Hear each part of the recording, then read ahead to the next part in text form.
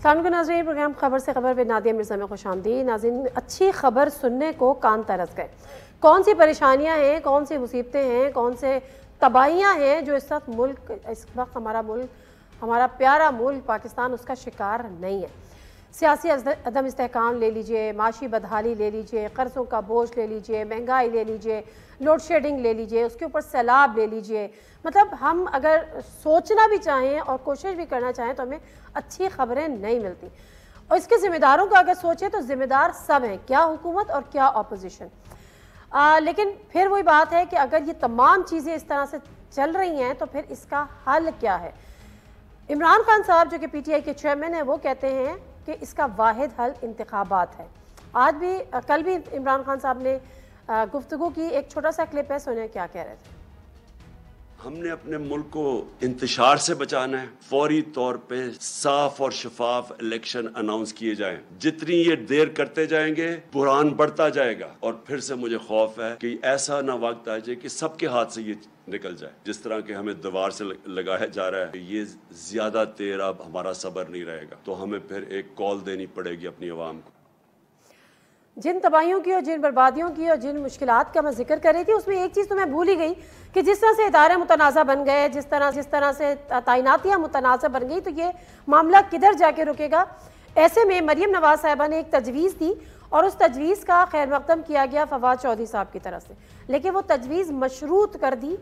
किस बात से वो बाद में बताते हैं, लेकिन मरीम नवाज साहिबा क्या कह रही थी वो सुन लेते हैं। इमरान खान जो लाडलापन है उसको प्रोटेक्शन देने वाले अगर अपनी इस चीज़ को छोड़ दें, इस रविश को छोड़ दें, तो इमरान खान को सॉर्ट आउट करना 3 दिन से ज्यादा का काम नहीं है। इलेक्शन की डेट आपको चाहिए तो तोड़ें पंजाब असेंबली, तोड़ें KP की असेंबली और चले जाएं इलेक्शन में। और आखिर में MQM जिसके 7 वोटों पर ये हुकूमत कायम है, उसके भी गिले शिकवे नजर आने लगे हैं या सामने आने लगे हैं। अब उसमें संजीदगी कितनी है ये तो आने वाला वक्त बताएगा क्योंकि खालिद मकबूल सिद्दीकी साहब ने माजरत के साथ खालिद मकबूल सिद्दीकी साहब ने जब वज़ीर आज़म से मुलाकात की तो 7 दिन का अल्टीमेटम दिया है। कराची की जो सूरत हाल है और जो 3 लाशें वहां पर मिली हैं लापता अफराद की, वसीम अख्तर उस हवाले से कुछ बात कर रहे थे, वो भी क्लिप सुनते हैं। शहबाज शरीफ साहब, आपको इसलिए वजीर आजम बनवाया था कराची वालों ने कि लाशें उठाएं। वोट आप हमारे इस्तेमाल करते हो इक़्तिदार में आने के लिए, हमारा भी तो मसला हल करो। अब अगर हमारे मिसिंग पर्सन रिलीज नहीं हुए और इसी तरह लाशें दी गई तो हुकूमत संभालो फिर। तो हुकूमत संभालो फिर, ये मैसेज था हुकूमत वक्त के लिए। जो पैनलिस्ट हैं उनसे आपका तारुफ करा देती हूँ। प्रोग्राम का बाकायदा आगाज करेंगे और वो 5 सवाल भी शामिल करूंगी। हमें ज्वाइन किया इस्लामाबाद स्टूडियो में शौकत यूसुफजई साहब ने, minister for labour and culture Khyber Pakhtunkhwa. बहुत शुक्रिया शौकत यूसुफजई साहब। उज़मा बुखारी साहिबा MP हैं पंजाब असेंबली की, PMLN की सीनियर रहनुमा। अस्सलाम वालेकुम उज़मा बुखारी साहिबा, बहुत शुक्रिया आपके टाइम का भी। ख्वाजा इज़हारुल हसन साहब MQM के सीनियर रहनुमा है, MPS इन असेंबली और साबिक अपोजिशन लीडर। अस्सलाम वालेकुम ख्वाजा इज़हारुल हसन साहब, आपके भी टाइम का बहुत बहुत शुक्रिया। आज के आम 5 सवालात आपके सामने रखती हूँ, गुफ्तगू का बाकायदा आगाज़ करेंगे। सवाल नंबर 1, माशी इस्तेहकाम के लिए सियासी इस्तेहकाम ज़रूरी और सियासी इस्तेहकाम के लिए नए इंतखाबात, हुकूमत फैसला क्यों नहीं कर पा रही। सवाल नंबर 2, फवाद चौधरी का मरीम नवाज के पंजाब और खैबर पख्तूनख्वा की असेंबली तोड़कर नए इंतखाबात की तजवीज़ का खैर मकदम, लेकिन इंतखाबात के लिए मज़ाकरात से मशरूत, क्या वज़ीर आज़म राजी होंगे। सवाल नंबर 3, कराची के हालिया वाक़यात ने MQM को मुश्किल में डाल दिया। मुआहदे पर अमल दरामद के लिए हुकूमत को MQM की 7 दिन की डेडलाइन, हुकूमत से अलहदगी की धमकी, सियासी बयानबाजी या संजीदगी। सवाल नंबर 4, क़बल अज़ वक्त इंतखाबात और दीगर अहम मामलात पर हुकूमती इत्तेहाद के साथ साथ नून लीग के भी तकसीम होने की इत्तलात, हकीकत क्या। आखिरी सवाल है कि हुकूमत का इमरान खान पर लाडले होने का इल्ज़ाम, लेकिन किसका, बताने से गुरेज हुकूमत वो समझती है। प्रोग्राम का बाकायदा आगाज करते हैं और उज़मा बुखारी साहब आपकी तरफ आ जाती हूँ क्योंकि पहला सवाल आपसे रिलेट कर रहा है। अगर ये बात जो मैंने चीज़ें गिनवाई, माशी अदम इस्तेहकाम है, सियासी अदम इस्तेहकाम है, महंगाई है, बेरोज़गारी है, बहुत सारी चीज़ें, ऐसे में कहा यह जा रहा है कि नए इंतखाबात ही इसका वाहिद हल है अपोजिशन की जानिब से, क्योंकि एक ही पार्टी अपोजिशन है। हुकूमत कोई फैसला क्यों नहीं ले पा रही। बहुत शुक्रिया यादिया। हुकूमत फैसला कर चुकी है और फैसला कई दफ़ा बता भी चुकी है। जब अपोजिशन हुकूमत में थी तब वो कहा करते थे जब तक अदम एतमाद के जरिए वो ज़बरदस्ती निकाले नहीं गए तब तक वो कहा करते थे कि वो आखिरी दिन तक जो है वो हुकूमत करेंगे और इलेक्शन अपने टाइम पे होंगे। और उसके बाद जब जो है ये फारिग कर दिए गए, तो अब वो बजिद है कि नहीं, अब हुकूमत जो है वो नया इलेक्शन करा दे। हालांकि नए इलेक्शन के ऊपर इस वक्त पाकिस्तान के हालात पूरे दुनिया के सामने हैं, इमरान खान साहब के भी सामने है। एक तरफ वो कह रहे हैं कि वो पाकिस्तान को इंतशार से बचाना चाहते हैं, दूसरी तरफ उनकी पार्टी पहले दिन से श्रीलंका बनाने की ना सिर्फ धमकियां दे रही है, बददुआएं दे रही है, बल्कि कोशिशें भी कर रही है। और कौन सा जो है वो पाकिस्तान में इंतशार फैलाना और फितना फैलाने की कौन सी कोशिश इमरान खान साहब ने अभी तक नहीं की। और यही पॉलिटिकल अनसर्टेनिटी है जो पाकिस्तान के अंदर इकोनॉमिक स्टेबिलिटी को नहीं आने दे रही। और ये इन तमाम बातों के बाद फिर ये है कि इनके पास इस वक्त 70% पाकिस्तान है। इनके पास जीबी है, इनके पास कश्मीर है, इनके पास केपी है, इनके पास जो है वो पंजाब है। चले जीबी और आजाद कश्मीर को निकाल भी दें तो इनके पास 2 पंजाब असम्बली और केपी की असम्बलियां हैं। उनके जो है वो फंड ये इस्तेमाल कर सकते हैं, उनके हेलीकॉप्टर को रिक्शे की तरह इस्तेमाल कर सकते हैं, उनके इख्तियारात को, उनकी सिक्योरिटी को, वो तमाम चीजों को वो इस्तेमाल कर सकते हैं। इसलिए वो ये हुकूमत तोड़ना नहीं चाहते। अगर इनको वाकई जो है वो इलेक्शन चाहिए हो तो बड़ा सिंपल तरीका वाकई मरीम साहबा ने बता दिया, ये जो है वो असम्बलियां तोड़ दे, फिर क्या ऑप्शन रह जाएगी आपके पास। लेकिन एक तरफ मुल्क सैलाब में घिसा जो है वो है। इस वक्त 3 करोड़ से ज्यादा लोग जो हैं वो बेघर हो चुके हैं। मुझे बताइए इस पानी के अंदर इलेक्शन कहाँ कराएं? बलोचिस्तान के अंदर इज नेक्स्ट टू इम्पॉसिबल कि इलेक्शन कराया जा सके। अगर ये पानी नहीं होता तो आप इलेक्शन कराने के लिए राजी थे क्या? इलेक्शन कराया जा सके। जी ठीक है, ठीक है, मैं आऊंगी वापस। शौकत यूसुफजई साहब, अब मामला ये है और आज आप लोगों की इमरान खान साहब से मीटिंग भी हुई है खैबर पख्तूनख्वा वालों की, क्या वहाँ पर ये जो मरियम नवाज साहिबा की जो तजवीज़ थी जिसका फवाद चौधरी ने तो खैर मकदम किया है, इस पर कोई बात हुई? ये फेवरेबल है आप लोगों के लिए? बिस्मिल्लाहिर्रहमानिर्रहीम, बहुत शुक्रिया। देखिए, पहली बात तो ये है कि असम्बलियाँ तोड़ने की कोई इशू तो नहीं है ना, बैठ के बात कर लेना, तैयार हो जाए, मुज़ाकरात करें कि जी हम इलेक्शन कराना चाहते हैं, इलेक्शन कराएं, हम तोड़ देते हैं, हमें क्या है। कह रही सैलाब में पानी में गिरा। अच्छा देखें, एक तरफ हमें ये सैलाब का दर्ज देती है, बिल्कुल इसमें नो डाउट, यानी सारे पाकिस्तान सैलाब में डूबा है, इसमें कोई शक नहीं है। मुश्किल सूरत हाल से 2-4 है ना। और हुकूमत को क्या करना चाहिए था? हुकूमत को ये करना चाहिए था, पूरी कौम को इकट्ठी करती है, एक करके सैलाब की तरफ तवज्जो देती ना। एक तरफ हमें तो कहते हैं कि जब सियासत ना करें, आप इलेक्शन में हिस्सा ना लें, ज़मीनी इलेक्शन ना कराएं क्योंकि सैलाब है।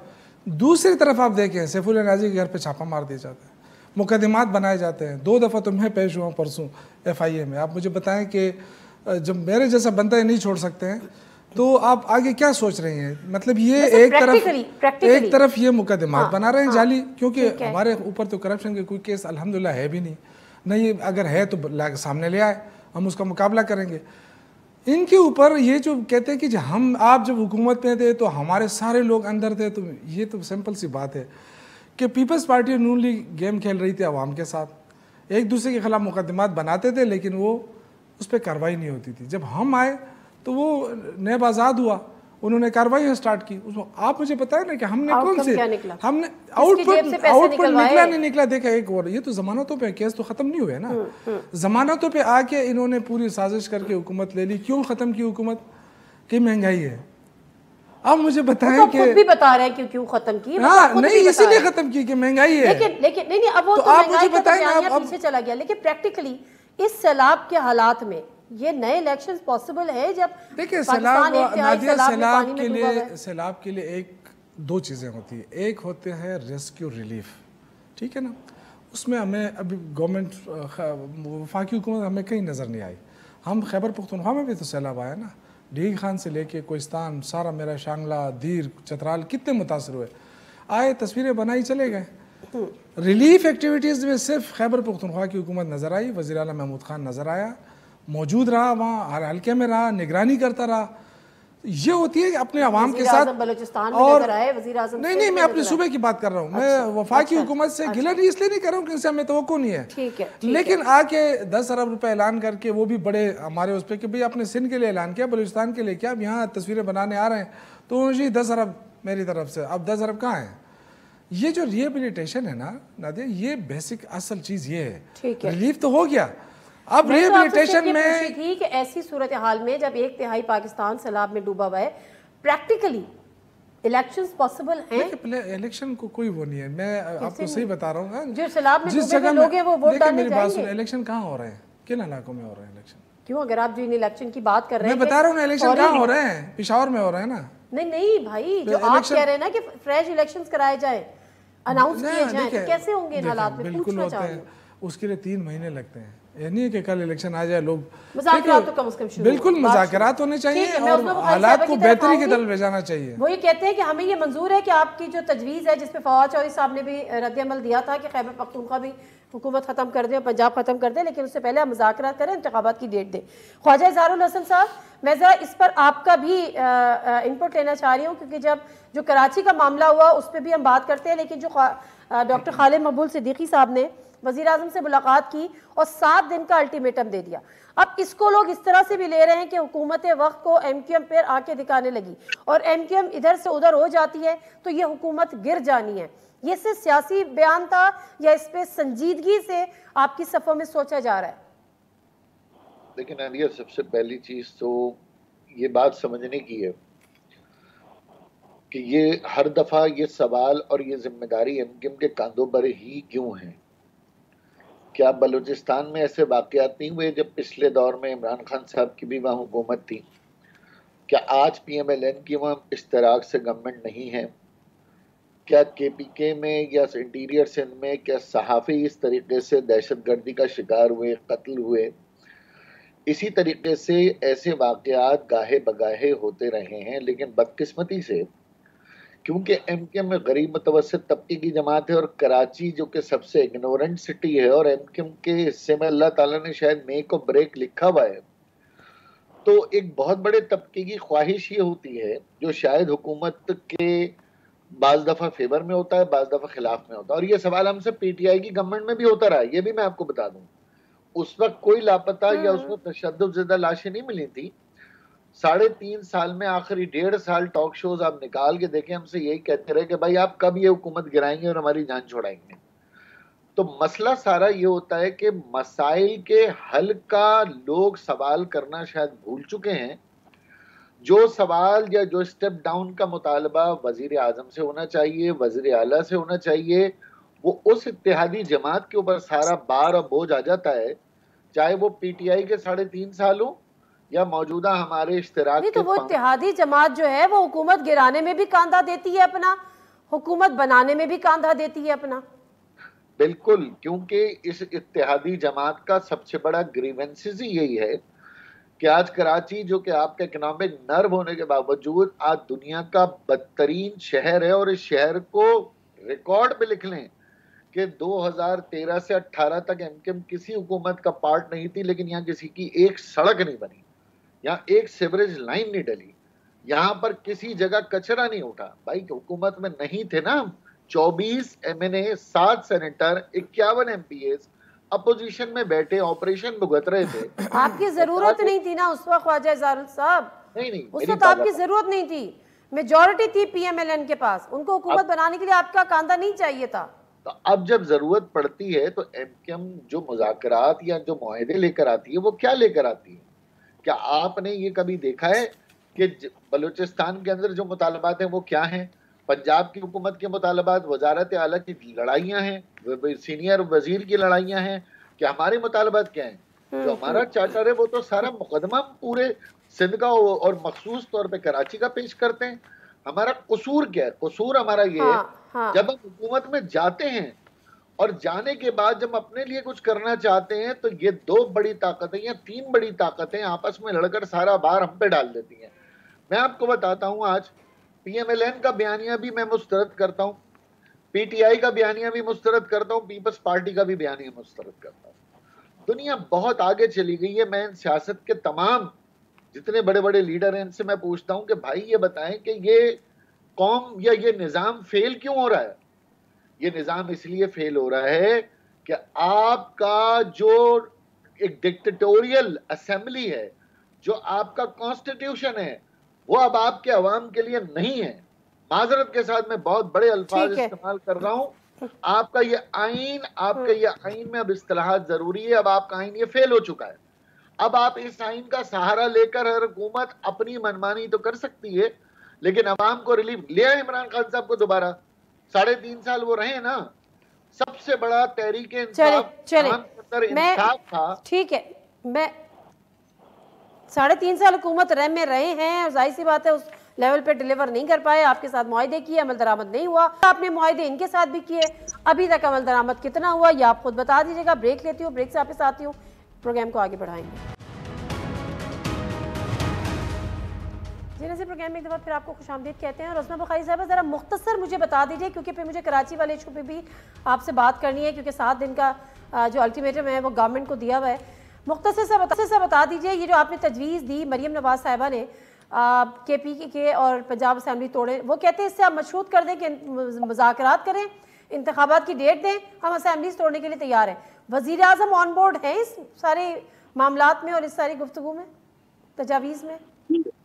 हम बहुत कैटेगोरिकली बता चुके हैं जी कि हम किसी की डिक्टेशन लेने के लिए या किसी की मर्जी के ऊपर जो है वो फैसले नहीं करेंगे, और पाकिस्तान के हालात भी काबिल नहीं हैं कि एक शख्स जो है जिसको इक़्तिदार से निकाले जाने के बाद इतनी इक़्तिदार की हवस जो है वो हो चुकी है कि वो किसी ना उनके दिल में इंसानियत बची है। अब मैंने अभी देखा थोड़ी देर पहले कि इमरान खान साहब कल KPK के फिर किसी शहर जा रहे हैं और उन्होंने कोई वीडियो बयान जारी किया और उसमें वो कह रहे हैं कि वो सैलाब ज़दगान से मदद जो है वो मुलाकात करेंगे और जलसे से खिताब करेंगे। जब से सैलाब आया है आपने इमरान खान साहब को मुसलसल सियासी एक्टिविटीज करते हुए नहीं देखा। वो जलसे कर रहे हैं, उनका पूरा फोकस जलसों पे है। और पहले वो तो ठीक है, मैं जरा वापस आती हूँ। उस्मा बुखारी साहब, आप कह रही हैं कि हम किसी का डिक्टेशन नहीं लेंगे, मैं सिर्फ ऐड कर दूं, लेकिन तजवीज तो आपकी तरफ से आई है ना, फिर तजवीज क्यों दी थी? जी हमने, मेरा ख्याल है मैं दोबारा समझा देती हूँ हमने क्या कहा। हमने कहा कि अगर आपको बहुत जल्दी है इलेक्शन कराने की और आप जिद हैं कि आपको इलेक्शन कराना है तो आप असम्बलियां तोड़ दें, इलेक्शन अपने आप हो जाएंगे, इसमें गवर्नमेंट का तो कोई लेने देने नहीं है ना। वो इनको हमने मशवरा इनके लिए दिया, अपने लिए नहीं दिया।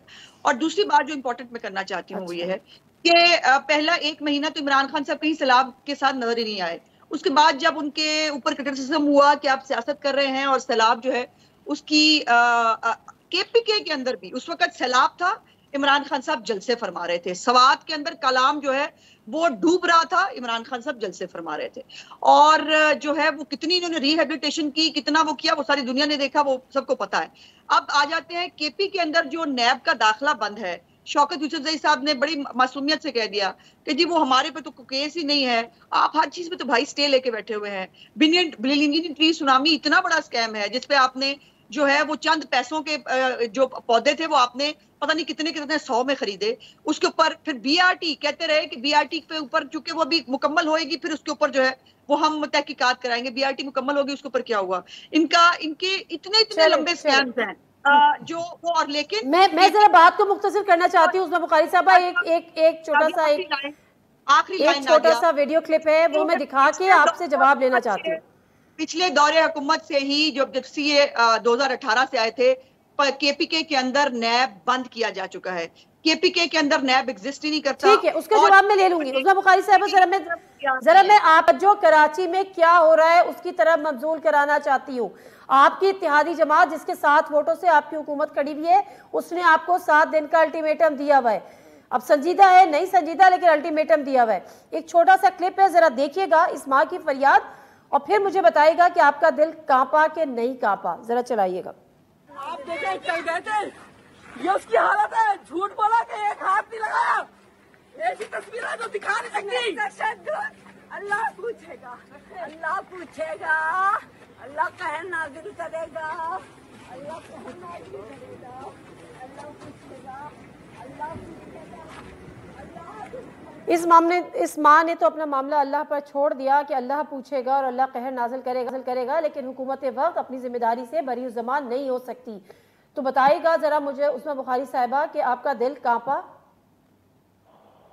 जाहिर है नादिया, मैं इंसान हूँ, मैं भी माँ हूँ और मैं नहीं समझती कि किसी के साथ इतनी बड़ी अंधोनाक जो है वो तकलीफ आई हो तो किसी का दिल ना कांपे। सबका दिल कांप रहा है और ये बहुत तकलीफ दे बात है। ये देखिए MQM हमारी इत्तेहादी हो या ना हो कोई फर्क नहीं पड़ता। MQM जो है वो हमें अल्टीमेटम दे ना दे फर्क नहीं पड़ता। बात यह है कि इम्पोर्टेंट क्या है कि इस तरह से मावराए अदालत और इस तरह से लोगों को अगवा करके कत्ल कर देना, ये किसी भी सूरत ये नाकाबिले कबूल है, नाकाबिले बर्दाश्त है और ये नहीं होना चाहिए। मुझे उम्मीद है कि शहबाज शरीफ साहब के साथ चूंकि खालिद मकबूल साहब की मुलाकात हुई है और वो इस वज़ीर आज़म साहब को इन मामलात को देखना चाहिए, वो देखेंगे भी। लेकिन अजीब प्रॉब्लम यह है कि ये जो कराची के हालात हैं और कराची के जो मामलात हैं वो सियासी से ज्यादा कुछ और तरह के मामलात हैं और उन मामलात में सियासी जमातें या सियासी हुकूमतें कितनी इन्वॉल्व होती हैं ये भी एक क्वेश्चन मार्क है। लेकिन मैं समझती हूँ कि ये रुक जाना चाहिए, बहुत हो गया, बहुत लाशें उठा ली, वो जो है वो हजारा के लोग हों, वो कोई और फिरका बरादरी के लोग हों, हाँ, वो एमकेएम के सवाल लोग तो ये है कि ये रुक जाना चाहिए, लेकिन ये रोकने की जिम्मेदारी तो फिर आप पर है ना, हुकूमत पर है जी। तो मैंने कब रोकने की जिम्मेदारी हुकूमत पर है। मैं जरा हमने कब इनकार किया? चलिए मैं एक और देख लूंगी, शौकत यूसुफजई साहब से भी जरा डिटेल बात करनी है। एमकेएम से मुआहिदे हर दौर में हुए, 2013 2018 की जो बात करें ख्वाजा साहब, अगर आप वो हटा दें, लेकिन उसके बाद 2018 से ऑनवर्ड्स पीटीआई ने भी मुआहिदे किए और कमोबेश इसी किस्म की शिकें उसमें शामिल थी और वही मुआहिदा पीएमएलएन के साथ भी हुआ। क्या एमकेएम को ये समझ आता है कि ये जो मुआहिदे की जो शिकें डलवाते हैं वो किसी सियासी हुकूमत के बस की बात ही नहीं है? ब्रेक लेती हूँ, वापस आती हूँ। जी नज़ीर, प्रोग्राम में एक दफ़ा फिर आपको खुशामदीद। टाइम थोड़ा सा कम है, इसलिए चाहती हूँ कि कोई सवाल करूँ, कोई जवाब ले लूँ। उस्मा साहबा ने कहा कराची के मामले को लेकर कि यहाँ पे सियासी मामलात से हटकर भी कुछ ऐसे मामलात हैं जो कि वेरी अनफॉर्चुनेट है। क्या मामलात हैं? आप लोग भी तो 3 साढ़े 3 साल रहे, वो कहते हैं लापता अफराद को बाजियाब करा दें, आप हाथ पे हाथ धरे बैठे रहे, वो और भी मुतालबात करते हैं, हमारे दफातर खुलवा दें, हमारी सियासी सरगर्मियों से पाबंदी हटवा दें। आपके बस में कुछ नहीं था? देखिए, पहली बात है एडमिनिस्ट्रेटिव इशू तो है वहाँ पर। अगर आप कराची चले जाएं और वहाँ बदकिस्मती से पीपल्स पार्टी की हुकूमत चली आ रही है कि तीसरी मरतबा है गालिबन कंटिन्यूसली, और उसके शहर के जो हालात हैं, एमकेएम वाले इनकी बात इस हद तक दुरुस्त है कि वहाँ पे इन्वेस्टमेंट नहीं हो रही है। और क्योंकि वहाँ एक सूबाई हुकूमत, जो कि इंफ्रास्ट्रक्चर सूबाई हुकूमत की जिम्मेदारी होती है। अब आज यहाँ पेशावर आप देखें, पेशावर का मुकाबला करें, ये बातें तो बहुत हो सकती हैं ना कि केपी में ये हो रहा है, केपी में वो हो रहा है। तो देखिए, वफाकी हुकूमत इनके पास है, अगर नेब भी इनके साथ है, सब कुछ इनके पास है। लापता अफराद का मामला क्या है? नहीं, वो एक इशू है। मैं क्या बाजियाब करा सके? नहीं, देखिए, ये ऐसा इशू है, मैं तो अगेन कह रहा हूँ ना, एडमिनिस्ट्रेटिव इशू है। और ये तो वहाँ की सूबाई हुकूमत या जो भी वो बता सकती है ना, क्योंकि इस पर मैं तो हमेशा इस चीज़ को सपोर्ट करता रहा हूँ कि ऐसा नहीं होना चाहिए। लेकिन अगर हुआ है तो मेरे ख्याल से उसको सूबाई हुकूमत को नहीं, मैं ये कह रहा हूँ 6 साल से बंदे लापता, 3 लाशें मैं ये कह रहा हूँ कि सूबाई हुकूमत को इसकी रिस्पॉन्सिबिलिटी लेनी चाहिए। देखिए, हमें मैं अर्ज़ करूँ, देखिए एक मान इन्होंने बात की ना कि इमरान खान सैलाब मुतासरीन के पास नहीं गए, इमरान खान डीए खान गए, इमरान खान टांग गए, इमरान खान पेशावर आए हैं। तो उसके अलावा उन्होंने आज बताया कि उनको 10 अरब रुपए इकट्ठे हो चुके हैं टेलीथॉन के अंदर, और वो तीसरे टेलीथॉन मैं सैलाब पे आती हूँ। मैं इस टॉपिक को खत्म कर लूँ। ख्वाजा साहब, जरा मुझे बताइएगा कि ये जो अब आपका मुतालबा है शहबाज शरीफ साहब से, ये सूबाई हुकूमत की जिम्मेदारी थी? ये जो आप मुआहदे करते हैं सूबाई हुकूमतों के साथ करते हैं?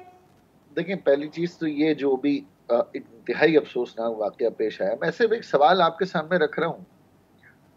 पाकिस्तान की किसी जमात ने मजम्मत दूर की बात है, ताज़ियत भी नहीं की। जैसे अभी आप इस प्रोग्राम में भी देख रही हैं, मैं तमाम लीडरशिप से कह रहा हूँ, चलें भाई ठीक है, कोई भी वजह होगी, कोई प्रोफाइल होगा, आप यहाँ हमारे साथ इजहार यकजहती कर रहे हैं। पाकिस्तान में कोई भी वाकया होता है, एमकेएम खड़ी होती है ना। एमकेएम कहीं पे भी दहशतगर्दी होती है, चाहे उसके मुहर्रिकात किसी भी तरह के हों, हम यकीनन उसकी खुल के मजम्मत करते हैं। आप लोगों में तो इतना भी हौसला नहीं है कि आप कम से कम मजम्मत ना करें, भाई दुआ करें, अफसोस कर दें। एक और बात, ये जो मेरी बहन बुखारी साहब ने की है, शौकत यूसुफजई साहब ने भी की। हम आपके साथ हैं इस मामले में। ये तो उस्मा बुखारी, हाँ वही मैं कह रही हूँ, उस्मा बुखारी साहिबा की मैं इस बात से बिल्कुल मुत्तफिक नहीं हूँ। 2013 में कराची में एक ऑपरेशन नवाज शरीफ साहब की लीडरशिप और यहाँ पर मुराद अली साहब ने उसका क्रेडिट लिया था। उस ऑपरेशन में जो भी ज्यादतियां हुई वो अपनी जगह, लेकिन बहरहाल ये शहर रोशनियों का शहर बना, इस शहर के अंदर इकोनॉमिक सरगर्मियां बढ़ी, शहर में खौफ और हरास कम हुआ। ये गुज़िश्ता कई माह से रोजाना की तादाद में सैकड़ों स्ट्रीट क्राइम हैं। 800 लोग सिर्फ और सिर्फ 4 महीने के अंदर लुक़्मे अजल बन चुके हैं, 4000 रुपए के मोबाइल छीनने में। वो इतना बड़ा ऑपरेशन जिसमें फोर्सेस की भी कुर्बानियां थी, अवाम की भी कुर्बानी थी, पुलिस की भी कुर्बानी थी, रोजाना हर महीने अपेक्स कमेटी बैठ रही थी। उज़मा बुखारी साहिबा, वो क्रेडिट आपने लिया है। कराची में कोई ऐसी पॉलिटिकल टफ वॉर नहीं है, कराची में कोई ऐसे गैंग एग्जिस्ट नहीं करते। कराची का मसला सिंपल लॉ एंड ऑर्डर का मसला है, जिसको सूबाई हुकूमत ने और विफाकी हुकूमत ने हल करना है। आज भी इन 3 लाशों के अलावा अगर यहाँ पर 800 लोग लुक़्मा अजल बन चुके हैं, तो वो भी तो पाकिस्तानी हैं, जिसमें औरतें और बच्चे भी शामिल हैं, सिर्फ एक मोबाइल छीनने के ऊपर। सही बात है। और हर जबान बोलने वाले ताल्लुक है, ये जरूरी नहीं है कि वहाँ पे कराची के लोकल्स ही हो या उर्दू बोलने वाले भी हो, उनका ताल्लुक हर जबान बोलने वालों से। एमकेएम अगर आपके साथ है तो इस शहर को ओन करें, एमकेएम साथ नहीं भी है तो भी इस शहर को ओन करें। ये पाकिस्तान का रेवेन्यू इंजन है। अगर मुराद अली शाह साहब की हुकूमत कोई गलती कर रही है तो बैठे ना बिलावल साहब, हमारे वजीर दाखिला हैं, वफाकी काबीना का एजेंडा कब होगा ये कि कराची में बढ़ते हुए जराइम के ऊपर वफाकी काबीना का इजलास हुआ, कब होगा ये काम? कब ये कराची के बदअमली? बिल्कुल सही बात है, बिल्कुल सही बात है। मैं ब्रेक ले, ठीक है ठीक है, मैं ब्रेक से वापस आती हूँ। और मैं हमेशा इमरान खान साहब को लाडला के नाम से भी बुलाया जाता है और दीगर मामलात भी ऐसे हैं, और कुछ इतलात ये हैं कि जो अहम तैनातियाँ होनी हैं उस पर भी कुछ रिजर्वेशन है। हुकूमती मामलात पे सख्त फैसलों पर लेके जो इत्तेहादी हुकूमत के जो दरमियान जो मसलाइल हैं, लेकिन सुनने में आ रहा है कि नून लीग के अंदर भी एक तकसीम है। ब्रेक लेते हैं, ब्रेक से वापस आते हैं, मैं बुखारी साहब से जानूंगी। जी नज़ीर, प्रोग्राम में एक दफ़ा फिर आपको खुशामदीद कहते हैं। अच्छा उज़मा बुखारी साहबा, ये मामला तो अपनी जगह, लेकिन जो क़ब्ल अज़ वक्त इंतखाबात की बात हो या बिजली के बिल बढ़ाने की बात हो, हुकूमती सख्त फैसलों की बात हो, और उसके साथ साथ कुछ और अहम मामलात हो, ये तकसीम जो हमें नज़र आ रही है, इसमें क्या रियलिटी है? क्या वाकई हकीकत है कि नवाज शरीफ साहब चाहते हैं कि बस हुकूमत को ख़त्म करो, सख्त फैसलों ने कबाड़ा कर दिया? मरीम नवाज साहिबा कहती हैं सख्त फैसलों को मैं ओन नहीं करती, लेकिन उनके ओन करने या ना करने से अवाम को रिलीफ मिलता है, फ़र्क पड़ता है? देखिए नादिया, पहली तो बात यह है कि तकसीम नहीं तकलीफ है, और वो जो हुकूमत में बैठे हुए हमारे जो लोग हैं उनको भी उतनी है जितनी हमें बाहर बैठे हुए लोगों को ज्यादा होगी। प्रॉब्लम यह है कि हुकूमत में बैठे हुए लोग इस वक्त जो है वो मुल्क बचाने के लिए वो फैसले कर रहे हैं जिसके लिए आम आदमी तकलीफ का शिकार है, और वो देखकर कोई भी सियासतदान और कोई भी आम पाकिस्तानी ना खुश हो सकता है ना उसकी तायद कर सकता है। इवन कैबिनेट के अंदर बैठे हुए लोग जो हैं वो भी उसको नहीं, लेकिन अगर मुल्क बचाने के लिए फैसले कर रहे हैं तो फिर तो मरीम नवाज साहिबा को ओन करने चाहिए। मैं अगर बात एक्सप्लेन पूरी कर सकूं तो वो ओन वो इस हद तक तो जरूर कर रही हैं, जाहिर है वो फैसले हुकूमत ले रही है, लेकिन उनका साथ साथ ये कहना कि आम आदमी को रिलीफ दें, वो फैसले जो आम आदमी को बहुत ज्यादा तकलीफ पहुंचा रहे हैं उसका कोई हल निकालने की कोशिश करें। बट प्रॉब्लम यह है कि एक ये बात मैं आज जो है वो क्लैरिफाई जरूर करना चाहती हूँ आम आदमी के लिए भी, कि IMF का जो मुआहदा जिसके अंदर इस वक्त हम हैं, जिसमें IMF जो है पूरे पाकिस्तान को निचोड़ रहा है, वो मुआहदा हमने फ्रेश मुआहदा नहीं किया है। वो मुआहदा है जो इमरान खान की हुकूमत करके गई थी, फिर उसको उसने तोड़ दिया, और तोड़ने के बाद जब दोबारा पाकिस्तान को श्रीलंका बनाने की नहज पे छोड़ के इमरान खान से तशरीफ लेके गए, उस वक्त जो है पाकिस्तान को बचाने के लिए हमें IMF के पास जब दोबारा जाना पड़ा तो उसने वो तमाम मुश्किल फैसले और तकलीफ दे फैसले हमसे करवाए जो यकीनन ना शहबाज साहब करना चाहते थे। बड़ी माजरत आपके साथ, बड़ी माजरत। आप अवाम को बताती हैं कि मुल्क बचाने के लिए हमने हुकूमत ली, मुल्क बचाने के लिए हम सियासी फैसले किए, सख्त फैसले किए, लेकिन आप ही के जो पार्टी लीडर्स हैं, चाहे वो खुर्रम दस्तगीर साहब हो गए, चाहे ख्वाजा साद रफीक साहब हो गए, वो कुछ और बताते हैं। मैं आपको सुनवाऊं वो क्या बताते हैं? मैं बल्कि रुक जाएगा, ख्वाजा साद रफीक साहब क्या फरमा रहे थे, जरा चला दे जल्दी चले पे। इमरान खान पे नो कॉन्फिडेंस ना आता तो सुनने क्या होना था। EVM के जरिए 2/3 मेजोरिटी दिलवाई जानी थी इमरान खान को, नंबर 1। नंबर 2, मर्जी की तकर्रियां होनी थी अफवाज पाकिस्तान में, जुडिशरी में खराबी पैदा होनी थी, और फिर उसके बाद ये प्रोजेक्ट इमरान के सहूलतकार मिल के हमला करते 73 के आइन पे और उसकी वफाकी पार्लिमानी हैसियत को बदलते और मुल्क में एक रिमोट कंट्रोल का सदारती निजाम लेके आए। ये मुल्क बचाने आए थे, पार्टी बचाने आए। असल में सबसे पहली बात तो ये कि इमरान खान फोबिया इनको हो गया है। इस खौफ से तो पहले निकले ना।